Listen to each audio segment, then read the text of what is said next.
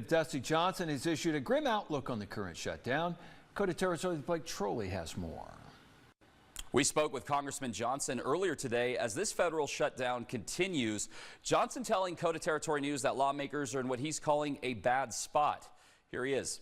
I don't think we're particularly close to a deal. I think that is really unfortunate. Shutdowns are always stupid. This might be the dumbest shutdown of them all. But what we've got to do is very clear. We got to get this government reopened, and we need to be conducting the negotiations while the government is open rather than conducting negotiations while the government is closed. Now, we're coming up on a couple of really important deadlines here. Civilian employees are going to miss their paychecks on Friday.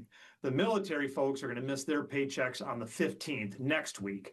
And I got to tell you, when we start making it difficult for American families, men and women in uniform, to pay their bills, to put groceries on the table, or to put gas in their car because the politicians can't get their act together, we are in a bad spot.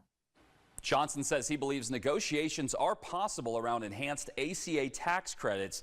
He notes that Republicans generally want to limit the subsidies to be targeted to working class people who he says need it the most. He says Democratic lawmakers want to extend all of the subsidies. Even if people making 600% of the poverty level, $250,000 or more.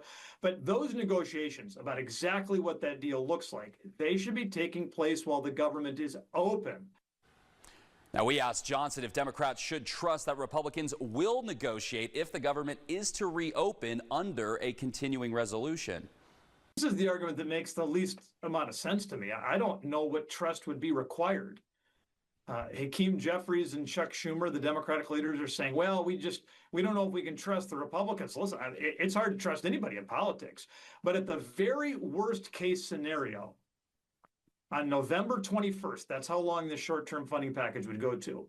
At the very worst, Chuck Schumer and Hakeem Jeffries still have the same leverage then that they have today, which is if they don't get the policy they want, they can shut the whole gosh darn government down.